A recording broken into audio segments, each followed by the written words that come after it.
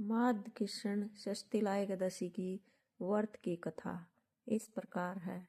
भगवान कृष्ण बोले, हे युधिष्ठिर, माघ मास कृष्ण पक्ष की एकादशी का नाम षष्ठीला है। इसमें तिल से स्नान, तिल से ऊटन, तिल हवन, तिलांजलि, तिल सहित ठाकुर की चरणादिक, तिल का भोजन, तिल का दान, यह षष्ठीला कहलाती है। इसका महात्म्य पुलत्तसम ऋषि ने दालभय को सुनाया था। नारद ऋषि को मैंने आगे सुनाया, क्योंकि इसमें मेरी पूजा की जाती है। इस कारण नारद मेरे पास आया और मैंने आंखों देखी बात सुनाई। एक ब्राह्मणी थी, वह चंद्रायण दाई राज्य व्रत किया करती थी। व्रत करते करते दुर्लभ हो गई। व्रतों के भाव से उसके समस्त पाप नष्ट हो गए। मैंने विचार किया कि वह अब मरने वाली है, स्वर्ग अवश्य जाएगी, परंतु खाली हाथ जाकर इससे कुछ दान मांग लूं, जिससे स्वर्ग का तोष भी कुछ बन जाए। मैं वैकुंठ लोक को त्याग मृत्युलोक में आया और वामन सदृश्य छोटा रूप बनकर ब्राह्मणी के द्वार का भिक्षुक हुआ। उसने मुझे मृत्यु पिंड दे दिया। कुछ दिन के बाद उसने शरीर त्याग दिया। व्रतों के प्रभाव से स्वर्ग को गई और अपने गृह में केवल मृत्यु पिंड ही देखा। अन्य वस्तुओं से शून्य था।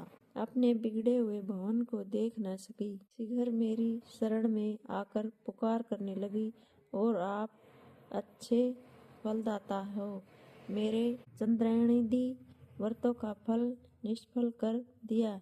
मैंने उत्तर दिया, जो व्रत आपने किए हैं पापों को भस्म कर स्वर्ग में ले आए हैं, और हाथ से दिया वह भी आपको मिल रहा है।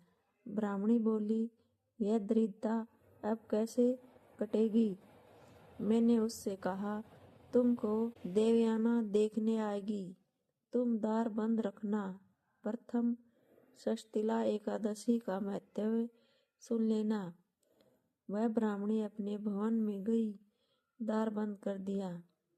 देवकन्या दर्शन को आई और कहा, द्वार खोलो, मुख दिखाओ।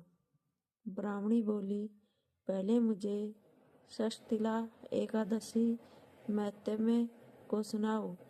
देव स्त्रियां बोली, बिगड़े हुए भाग्य को संवारने वाली षष्ठीला एकादशी है। गो हत्या, ब्रह्म हत्या इत्यादि महापाप करने वाले को भी मुक्त कर देती है। द्वार खोला तो मृत्युपिंड का आम बन गया।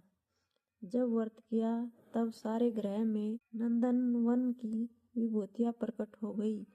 इस व्रत में एक तिल दान करने से 1000 वर्ष तक स्वर्ग मिलता है। फलहार, इस दिन भगवान श्री कृष्ण की पेठा, नारियल, जायफल, सुपारी आदि से पूजा की जाती है।